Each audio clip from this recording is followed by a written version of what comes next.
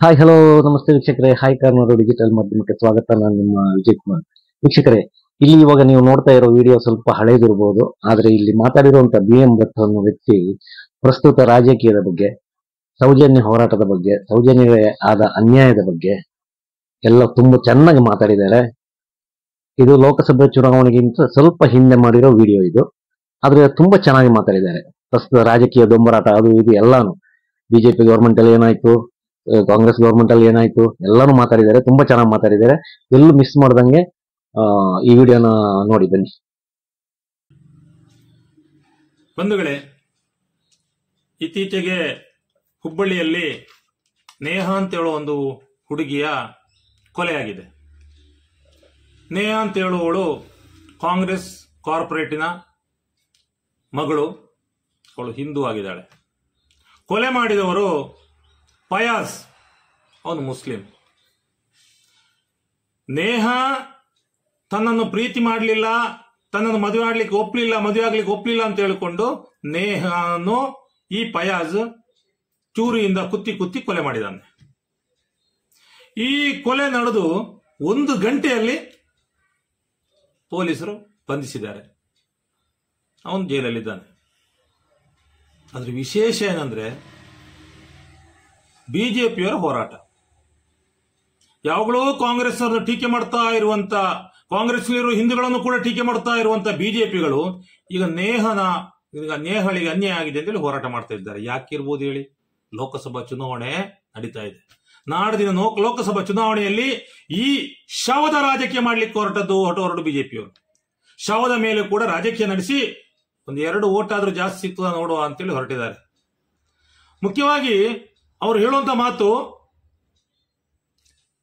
ಕಾಂಗ್ರೆಸ್ ಸಿದ್ದರಾಮಯ್ಯನ ಸರ್ಕಾರದ ಅಡಿಯಲ್ಲಿ ಹಿಂದೂಗಳಿಗೆ ರಕ್ಷಣೆ ಇಲ್ಲ, ಹಿಂದೂ ಮಹಿಳೆಯರಿಗೆ ರಕ್ಷಣೆ ಇಲ್ಲ, ಹಿಂದೂಗಳ ಕೊಲೆ ಆದರೂ ಕೂಡ ಕೇಳುವವರಿಲ್ಲ, ಮುಸಲ್ಮಾನರು ಅಹಂಕಾರವನ್ನು ಮೆರೀತಾ ಇದ್ದಾರೆ, ಕಾಂಗ್ರೆಸ್ ಅವರಿಗೆ ಪ್ರಚೋದನೆ ಕೊಡ್ತಾ ಇದ್ದಾರೆ, ಆದ್ರಿಂದ ಹಿಂದೂಗಳ ಕೊಲೆ ಆಗ್ತಾ ಇದೆ ಅಂತ ಹೇಳೋ ರೀತಿಯಲ್ಲಿ ಪ್ರಚಾರ ಮಾಡ್ತಾ ಇದ್ದಾರೆ, ಹೋರಾಟಗಳನ್ನು ನಡೆಸ್ತಾ ಇದ್ದಾರೆ. ನಾಚಿಕೆ ಆಗಬೇಕು ಬಿಜೆಪಿಗಳಿಗೆ.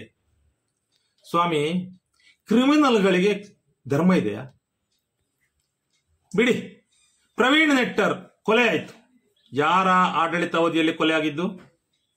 ನಿಮ್ಮ ಬಿಜೆಪಿ ಸರ್ಕಾರದ ಆಡಳಿತದ ಅವಧಿಯಲ್ಲಿ ಪ್ರವೀಣ್ ನೆಟ್ಟರ್ನ ಕೊಲೆ ಆಯಿತು. ಕೊಂದವರು ಯಾರು? ಆರೋಪಿ ಮುಸ್ಲಿಂ. ಶಿವಮೊಗ್ಗದಲ್ಲಿ ಹರ್ಷ ಅಂತ ಹೇಳುವನ ಕೊಲೆ ಆಯಿತು. ನಿಮ್ದೇ ಸರ್ಕಾರ ಆಡಳಿತ ನಡೆಸ್ತಾ ಇತ್ತು. ಕೊಂದವರು ಯಾರು? ಒಬ್ಬ ಮುಸ್ಲಿಂ ಆರೋಪಿ. ಅಂದ್ರೆ ನಿಮ್ಮ ಆಡಳಿತ ಕಾಲದಲ್ಲಿ ನೀವು ಉತ್ತೇಜನ ಕೊಟ್ಟಿದ್ದೀರಾ ಕೊಲೆ ಮಾಡಲಿಕ್ಕೆ? ಸ್ವಾಮಿ, ಕ್ರಿಮಿನಲ್ಗಳಿಗೆ ಧರ್ಮ ಇಲ್ಲ. ಅವರು ಧರ್ಮೀಯರೇ ಅಲ್ಲ, ಅವರು ಧರ್ಮದ್ರೋಹಿಗಳು. ಒಂದು ಮನುಷ್ಯನನ್ನು ಕೊಲೆ ಮಾಡಿ ಕೊಲ್ತಾರೆ ಅಂತ ಹೇಳಿದ್ರೆ ಅವರು ಧರ್ಮದ್ರೋಹಿಗಳು. ಅವರನ್ನು ನೀವು ಧರ್ಮ ಅಂತ ಹೇಳ್ತೀರಲ್ಲ. ಇಲ್ಲಿ ದಿನೇಶ್ ಕನ್ಯಾಡಿಯನ್ನು ಕೊಲೆ ಮಾಡಿದ್ದಾನೆ ಒಬ್ಬ. ಯಾರು? ಬಜರಂಗಿ. ನಿಮ್ಮ ಬಜರಂಗಿ ಕೊಲೆ ಮಾಡಿದ್ದು. ಯಾರಾದ್ರೂ ಹಿಂದೂಗಳೆಲ್ಲ ಕೊಲೆಗಾರರು ಅಂತೇಳಿ ಹೇಳಿದಾರಾ? ದಿನೇಶ್ ಕನ್ಯಾಡಿಯನ್ನು ಕೊಲೆ ಮಾಡಿದವ ಬಜರಂಗಿ ಆದ ನಿಮ್ಮ ಸುದ್ದಿ ಇಲ್ಲ. ಆ ಉಜಿರೆಯಲ್ಲಿ ಒಂದು ಯುವತಿಯನ್ನು ನಿಮ್ಮ ಬಜರಂಗಿಗಳು ಸೇರಿಕೊಂಡು ಪೂರ್ಣ ಬೆತ್ತಲೆ ಮಾಡಿದ್ದಾರೆ ಸಾರ್ವಜನಿಕ ರಸ್ತೆಯಲ್ಲಿ. ಯಾಕೆ? ನಿಮ್ಮ ದಮ್ಮಿಲ್ಲ. ಅಲ್ಲಿ ಮುಸಲ್ಮಾನ ಇರಲಿಲ್ಲ ಅಂತೇಳಿ ತಾನೆ? ಅಂದ್ರೆ ಇವೆಲ್ಲವೂ ಕೂಡ ನಿಮ್ಮ ಆಡಳಿತಾಧಿಕಾರದ ಸಮಯದಲ್ಲಿ ಆಗಿದ್ದು. ಅದಕ್ಕೆ ನಾನು ಹೇಳ್ತಾ ಇರೋದು. ಬಿಡಿ. ಈಗ ನೇಹನ ಕೊಲೆ ಆಗಿದೆ. ಈಗ ಕಾಂಗ್ರೆಸ್ ಸರ್ಕಾರ ಇದೆ, ನೇಹನ ಕೊಲೆ ಆಗಿದೆ. ಅವರು ಅವರ ಕರ್ತವ್ಯವನ್ನು ಪಾಲನೆ ಮಾಡಿದ್ದಾರೆ. ಅರೆಸ್ಟ್ ಆಗಿದೆ. JP ನಡ್ಡಾ ಭೇಟಿ ಕೊಟ್ಟಿದ್ದಾರೆ. ಶಾಸಕರು, ಬಿಜೆಪಿ ಮುಖಂಡರು ಎಲ್ಲರೂ ಕೂಡ ಅಲ್ಲಿಗೆ ಬರ್ತಾ ಇದ್ದಾರೆ. ಚುನಾವಣೆ ಇಲ್ಲದಿದ್ರೆ ಬರ್ತಿದ್ರೋ ಇಲ್ಲೋ ಗೊತ್ತಿಲ್ಲ. ಆದ್ರೆ ನೇಹಳ ತಂದೆ ಸ್ಪಷ್ಟವಾಗಿ ಹೇಳಿದ್ದಾರೆ, ನಮಗೆ ಕಾಂಗ್ರೆಸ್ ಸರ್ಕಾರದ ಯಾವ ಅನ್ಯಾಯ ಆಗಲಿಲ್ಲ. ಏನ್ ಬೇಕು ಆ ಆರೋಪಿಯನ್ನು ಬಂಧಿಸಿದ್ದಾನೆ, CIDಗೆ ಒಪ್ಪಿಸಿದ್ದಾರೆ, ವಿಶೇಷ ನ್ಯಾಯಾಲಯ ಸ್ಥಾಪನೆಯನ್ನು ಭರವಸೆ ಕೊಟ್ಟಿದ್ದಾರೆ. ನನ್ನ ಮಗಳಿಗೆ ಆದ ಅನ್ಯಾಯಕ್ಕೆ ನ್ಯಾಯ ಕೊಡಿಸುವ ಭರವಸೆ ಕಾಂಗ್ರೆಸ್ ಕೊಟ್ಟಿದೆ, ಕಾಂಗ್ರೆಸ್ ಸರ್ಕಾರದ ಮೇಲೆ ನಂಬಿಕೆ ಇದೆ ಅಂತೇಳಿ ಕೊಲೆಗೀಡ ನೇಹಳ ತಂದೆ ಬಹಿರಂಗ ಸ್ಟೇಟ್ಮೆಂಟ್ ಕೊಟ್ಟಿದ್ದಾರೆ. ಆದ್ರೆ ಮೋದಿಯವರು ಇಲ್ಲಿ ಬಂದು ಹೇಳ್ತಾರೆ, ಬೆಂಗಳೂರಿನಾಗೆ ಬಂದು ಹೇಳ್ತಾರೆ, ಕಾಂಗ್ರೆಸ್ಸಿಗರ ಮೇಲೆ ನಂಬಿಕೆ ಇಡಬೇಡಿ, ನೇಹನಂತ ಹುಡುಗಿಯನ್ನು ಕಡಿದು ಕೊಲ್ತಾರೆ, ಲವ್ ಜಿಹಾದಿಗೆ ಪ್ರೋತ್ಸಾಹ ಕೊಡ್ತಾರೆ. ನರೇಂದ್ರ ಮೋದಿ ಅವರು ಹೇಳೋದು. ಚಿಂತ ಮೋದಿ ಅವರೇ, ನಿಮಗೆ ಆ ನೈತಿಕತೆ ಇದೆಯಾ? ನಿಮ್ಮ ಬಾಯಲ್ಲಿ ನಿಮ್ಮ ನಾಲಿಗೆ ಅಂತ ಮಾತು ಬರಬಹುದಾ? ನೋಡಿ, ಇವತ್ತಿಗೆ 12 ವರ್ಷ ಆಯ್ತು ಸೌಜನ್ಯಳ ಅತ್ಯಾಚಾರ ಕೊಲೆ ನಡೆದು. ನಿಮಗೆ ಗೊತ್ತು, ನಿಮ್ಮದೇ ಸರ್ಕಾರ ಇಲ್ಲಿ ಆಡಳಿತದಲ್ಲಿತ್ತು. ಡಿ ವಿ ಸದಾನಂದಗೌಡರು ಮುಖ್ಯಮಂತ್ರಿ ಆಗಿದ್ರು. ಘಟಾನುಘಟಿಗಳೆಲ್ಲ ಧರ್ಮಸ್ಥಳಕ್ಕೆ ಬಂದಿದ್ದಾರೆ. ಯಡಿಯೂರಪ್ಪ ಬಂದಿದ್ದಾರೆ, ಶೋಭಾ ಕರಂದ್ಲಾಜೆ ಬಂದಿದ್ದಾರೆ, ನಳಿನ್ ಕುಮಾರ್ ಕಟೀಲ್ ಬಂದಿದ್ದಾರೆ, ಡಿ ವಿ ಸದಾನಂದಗೌಡರು ಬಂದಿದ್ದಾರೆ, ಆರ್ ಅಶೋಕ ಬಂದಿದ್ದಾರೆ. ಬಿಡಿ, ನೀವು ಸಹ ಬಂದಿದ್ದೀರಿ. ಆದ್ರೆ ಯಾರು ಕೂಡ ಸೌಜನ್ಯಳ ಮನೆಗೆ ಹೋಗಿ ಸಾಂತ್ವನ ಹೇಳಲಿಲ್ಲ. ನಿಮ್ಮ ರಾಷ್ಟ್ರೀಯ ಅಧ್ಯಕ್ಷರು ಬರಲಿಲ್ಲ. ಆದ್ರೆ ನೇಹನ ಮನೆಗೆ ಈಗ ಯಾಕೆ ಹೋದ್ರಿ ಅಂದ್ರೆ ಈಗ ಚುನಾವಣೆ ನಡೀತಾ ಇದೆ. ಜೆ.ಪಿ. ನಡ್ಡಾ ಕೂಡ ಇಲ್ಲಿ ಬರಲಿಲ್ಲ. ಅಂದ್ರೆ ಈ 12 ವರ್ಷದಿಂದ ಆಕೆಗೆ ನ್ಯಾಯ ಸಿಗ್ಲಿಲ್ಲ. ಹೋರಾಟ ಮಾಡ್ತಾ ಇದ್ದೇವೆ. ಆದ್ರೆ ಈಗ ಬಿಜೆಪಿಗಳು ಪ್ರಚಾರ ಮಾಡ್ತಾ ಇದ್ದಾರೆ. ಬಿಜೆಪಿಗೆ ಓಟು ಕಡಿಮೆ ಆಗ್ಲಿಕ್ಕೆ ಕಾಂಗ್ರೆಸ್ನವರನ್ನ ಹಣ ತೆಗೆದುಕೊಂಡು ಸೌಜನ್ಯ ಹೋರಾಟಗಾರರು ಓಟು ಕಡಿಮೆ ಆಗ್ಲಿಕ್ಕೆ ಪ್ರಯತ್ನ ಮಾಡ್ತಾ ಇದ್ದಾರೆ. ನೀಚ ಬಿಜೆಪಿಯವರ ಮಾತು ಕೇಳಲಿಕ್ಕೆ ನಾಚಿಕೆ ಆಗ್ತಾ ಇದೆ. ಅತ್ಯಾಚಾರಿಗಳ ದುಡ್ಡಲ್ಲಿ ಬದುಕುವವರು ನೀವು ಸ್ವಾಮಿ. ಅತ್ಯಾಚಾರಿಗಳ ರಕ್ಷಣೆ ಮಾಡುವವರು ನೀವು ಬಿಜೆಪಿಗಳೇ, ಹೋರಾಟಗಾರರಲ್ಲ. ಹೋರಾಟಗಾರರು ಸೌಜನ್ಯಗೆ ನ್ಯಾಯ ಸಿಗುವಲ್ಲಿವರೆಗೆ ಜೀವದ ಹಂಗು ತೊರೆದು ಹೋರಾಟ ಮಾಡ್ತಾ ಇದ್ದಾರೆ. ಅದನ್ನ ಅರ್ಥ ಮಾಡ್ಕೊಳ್ಳಿ. ನೀವು ನೇಹನಿಗೆ ನ್ಯಾಯ ಕೊಡ್ಲಿಕ್ಕೆ ಹೊರಟಿದ್ದೀರಿ ಅಲ್ಲ. ನರೇಂದ್ರ ಮೋದಿ ಅವರೇ, ನಿಮ್ಮ ಕಣ್ಣೆದುರಲ್ಲಿ ಮಣಿಪುರದಲ್ಲಿ ನೀವು ಬೋಲೋ ಭಾರತ್ ಮಾತಾ ಕಿ ಜೈ ಅಂತ ಹೇಳ್ತೀರಿ. ಅದೇ ಮಾತೆಯನ್ನು ಬೆತ್ತಲೆ ಮಾಡಿ ಮೆರವಣಿಗೆ ನಡೆಸಿ ಸಾಮೂಹಿಕ ಅತ್ಯಾಚಾರ ಮಾಡಿ ಕೊಲೆ ಮಾಡಿದ್ರಲ್ಲ, ಅವರ ಮನೆಗೆ ಹೋದ್ರ? ನಿಮ್ಮ ನಡ್ಡಾ ಹೋದ್ರ?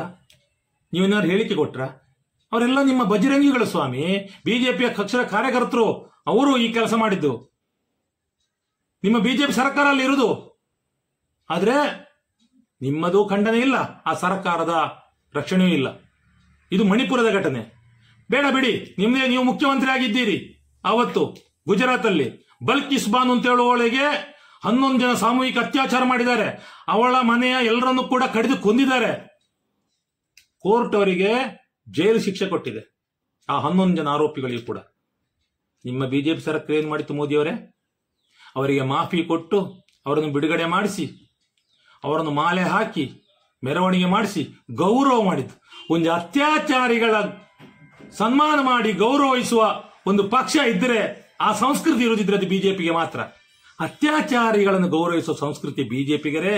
ನಿಮಗೆ ನೇಹನ ಮನೆಗೆ ಹೋಗುವ ಯೋಗ್ಯತೆ ಉಂಟಾ? ನೇಹನ ಮನೆಯ ಬಗ್ಗೆ, ನೇಹಳ ಬಗ್ಗೆ ಮಾತಾಡೋ ನೈತಿಕತೆ ಉಂಟಾ? ಹೇಳಿ ನರೇಂದ್ರ ಮೋದಿ ಅವರೇ. ಇದರ ಹಿಂದೆ ಈಗ ನೇಹನ ಕೊಲೆಗಟ್ಟಿಗ ಫಯಾಜಿಗೆ ಅತ್ಯಂತ ಕಠಿಣವಾದ ಶಿಕ್ಷೆ ಆಗಬೇಕು, ನಮ್ಮೆಲ್ಲರ ಆಶಯ. ಅವನ ಶಿಕ್ಷೆ ಆಗುವುದಕ್ಕೆ ನಮ್ಮ ಯಾರ ಆಕ್ಷೇಪವೂ ಇಲ್ಲ, ಆಗ್ಲೇಬೇಕು. ಯಾಕಂದ್ರೆ ನೇಹಗಳಿಗೆ ಬೇರೆ ಅವಳಿಗೆ ಜೀವ ತಂದು ಕೊಡ್ಲಿಕ್ಕೆ ಆಗುದಿಲ್ಲ. ಹಾಗಿರುವಾಗ ಅವನಿಗೆ ಯಾಕೆ ಬದುಕಬೇಕಿನ್ನು? ಅದು ಸರಿ. ಅದೇ ರೀತಿ ರುಕ್ಸಾನ, ತುಮಕೂರಿನ ರುಕ್ಸಾನ ಗರ್ಭಿಣಿಯಾಗಿ ಆ ಮಗುವನ್ನು ಕೊಟ್ಟು ಅವಳನ್ನು ಕೊಲೆ ಮಾಡಿದಲ್ಲ ಪ್ರದೀಪ ನಾಯಕ, ಯಾಕೆ ಹೋರಾಟ ಮಾಡಲಿಲ್ಲ ನೀವು? ಅದು ಹುಡುಗಿ ಮುಸ್ಲಿಂ, ಹುಡುಗ ಹಿಂದೂ ಅಂತ ಹೇಳಿಯಾ? ಬಿಡಿ. ಉಡುಪಿಯಲ್ಲಿ 4 ಕೊಲೆ ಮಾಡಿದ್ರಲ್ಲ, ಅಪ್ನಾನ್, ಅವಳ ತಾಯಿ, ಅವಳ ತಂಗಿ, ಅವಳ ತಮ್ಮನೆಲ್ಲ 4 ಜನರನ್ನು ಕೊಂದಲ್ಲ. ಯಾರು? ಪ್ರವೀಣ್ ಅರಣು ಚೌಗಾಲೆ ಅಂತ ಹೇಳುವವನು. ಯಾಕೆ ಬಾಯಿ ಮುಚ್ಚಿ ಕೂತಿದ್ದೀರಿ? ಸುದ್ದಿ ಇಲ್ಲ ನಿಮ್ದು. ಅಂದ್ರೆ ನಿಮಗೆ ಶವದ ಮೇಲೆ ರಾಜಕೀಯ ಮಾಡಲಿಕ್ಕೆ ಮಾತ್ರ ಗೊತ್ತು. ಚುನಾವಣೆ ಬಂದಾಗ ಅದನ್ನು ಬೊಬ್ಬೆ ಹೊಡಿಲಿಕ್ಕೆ ಮಾತ್ರ ಗೊತ್ತು. ಒಂದು ಹೆಣ್ಮಗಳಿಗೆ ಅನ್ಯಾಯ ಆಗಿದೆ, ಕೊಲೆ ಆಗಿದೆ, ಆ 9 ತಿಂಗಳು ಹೊಟ್ಟೆಯಲ್ಲಿ ಹೊತ್ತು ಹೆತ್ತು ಬೆಳೆಸಿದಂತ ತಾಯಿಗೆ ನೋವಾಗಿದೆ ಅಂತ ಹೇಳೋದು ನಿಮಗೆ ಅರ್ಥ ಆಗುದಿಲ್ಲಲ್ಲ ಬಿಜೆಪಿಯವರೇ? ನಿಮಗೆ ಓಟು ಕೊಡಬೇಕಾ? ನಿಮ್ಮ ನೀಚ ಸಂಸ್ಕೃತಿಗೆ ನಾವು ಬೆಲೆ ಕೊಡಬೇಕಾ? ನಿಮ್ಮನ್ನು ಸೋಲಿಸ ಇದ್ರೆ ಈ ದೇಶ ಉಳಿದಿತ್ತ ಅಂತ ಹೇಳೋದನ್ನ ಅರ್ಥ ಮಾಡ್ಕೊಳ್ಬೇಕು ನಾವು. ಅಷ್ಟು ಮಾತ್ರ ಅಲ್ಲ, ಈ ಜಗತ್ತಿನಲ್ಲಿ ದೇಶಕ್ಕೆ ಕೀರ್ತಿ ತಂದಂತ ಕ್ರೀಡಾಪಟು, ಮಹಿಳಾ ಕ್ರೀಡಾಪಟುಗಳಿಗೆ ನಿಮ್ಮದೇ ಲೋಕಸಭೆಯ ಎಂಪಿ, ಬಿಜೆಪಿ ಎಂಪಿ ಬ್ರಿಜ್ಭೂಷಣ್ ಲೈಂಗಿಕ ಕಿರುಗಳ ಕೊಡ್ತಿದ್ದಾನೆ, ಮಂಚಕ್ಕೆ ಕರಿತಾ ಇದೆ ಅಂತೇಳಿ ಆರೋಪ ಮಾಡಿದಂತ ಆ ಮಹಿಳೆಗೆ ನೀವು ರಕ್ಷಣೆ ಕೊಟ್ರ ನರೇಂದ್ರ ಮೋದಿ ಅವರೇ? ಅವಳಿಗೆ ನ್ಯಾಯ ಕೊಟ್ರ? ನೀವು ಮಾಡಿದ್ದೇನು? ಅತ್ಯಾಚಾರಿ ಬ್ರಿಜ್ಭೂಷಣನನ್ನು ರಕ್ಷಣೆ ಮಾಡಿತು. ಆ ಅತ್ಯಾಚಾರಿ ಬ್ರಿಜ್ಭೂಷಣ ಪರವಾಗಿ ನಿಂತ ನರೇಂದ್ರ ಮೋದಿ ಅವರೇ, ನಿಮಗೆ ನೇಹನ ಬಗ್ಗೆ ಮಾತಾಡಲಿಕ್ಕೆ ನೈತಿಕತೆ ಇದೆಯಾ? ಈಗ ತಾಯಂದಿರ ಓಟನ್ನು ಯಾವ ಮುಖದ ಇಟ್ಕೊಂಡು ಕೇಳ್ತಾ ಇದ್ದೀರಿ ನೀವು? ನಮ್ಮ ಮನೆಯಲ್ಲಿ, ಎಲ್ಲರ ಮನೆಯಲ್ಲಿ ಕೂಡ, ಈ ದೇಶದ ಭಾರತೀಯರ ಮನೆಯಲ್ಲಿ ಹೆಣ್ಮಕ್ಳಿದ್ದಾರೆ. ನಿಮ್ಮನ್ನು ಹೇಗೆ ನಂಬುದು? ನೀವು ಬೆತ್ತಲೆ ಮಾಡಿ ಮೆರವಣಿಗೆ ಮಾಡ್ತೀರಿ, ಅತ್ಯಾಚಾರಿಗಳನ್ನು ಲೋಕಸಭೆಯಲ್ಲಿ ಕೂತ್ಕೊಳಿಸ್ತೀರಿ. ಹೇಳಿ ನರೇಂದ್ರ ಮೋದಿ ಅವರೇ, ಇದರ ಬಗ್ಗೆ ನಾವು ಯೋಚನೆ ಮಾಡಬೇಕಾಗಿದೆ. ಬಿಡಿ, ನಮ್ಮ ಪುತ್ತೂರಿನಲ್ಲಿ ಗೌರಿ ಅಂತ ಹೇಳುವಳ ಕೊಲೆ ಆಯ್ತು, ಪದ್ಮರಾಜ್ ಅಂತ ಹೇಳೋ ಕೊಲೆ ಮಾಡಿದ. ಬಿಜೆಪಿಯವರು ಸುದ್ದಿಲ್ಲ. 2 ಹಿಂದೂಗಳಲ್ವಾ? ಅಂದ್ರೆ ಇವರಿಗೆ ಜೀವದ ಮೇಲೆ ಗೌರವ ಇಲ್ಲ. ಒಟ್ಟಾರೆ ರಾಜಕೀಯ ಮಾಡುವಂತ ಈ ಹೇಯ ಕೃತ್ಯಕ್ಕೆ ಇಳಿದಂತವರು ನೀವು. ನಿಮ್ಮನ್ನು ಎಷ್ಟು ಮಾತ್ರ ಕೂಡ ಈ ಸತಿ ಗೆಲ್ಲಿಸಲಿಕ್ಕೆ ಜನ ಬಿಡುವುದಿಲ್ಲ. ನೀವು ಸೋಲ್ಲೇಬೇಕು. ನೀವು ಸೋಲ್ಲೇಬೇಕಾದವರು. ಈ ದೇಶದ ರಕ್ಷಣೆ ಮಾಡಬೇಕಾಗಿದೆ, ಭಾರತೀಯ ರಕ್ಷಣೆ ಮಾಡಬೇಕಾಗಿದೆ. ಭಗತ್ ಸಿಂಗ್ನಂತ ವೀರಾದಿ ವೀರರು ಹುಟ್ಟಿ ಬೆಳೆದಂತ ಊರಿದು, ಮಹಾತ್ಮ ಗಾಂಧಿಯ ಊರಿದು, ಡಾಕ್ಟರ್ BR ಅಂಬೇಡ್ಕರ್ ಅವರು ಊರಿದು. ಅವರೆಲ್ಲ ನಮ್ಮ ಹಿರಿಯರು. ಅವರೆಲ್ಲ ಕಟ್ಟಿ ಬೆಳೆಸಿದ ಈ ಭಾರತವನ್ನು ನಿಮ್ಮ ಕೈಗೆ ಕೊಟ್ಟು ಕೆಟ್ಟರು ಭಾರತೀಯರು. ಇನ್ನು ಕೊಡೋದಿಲ್ಲ.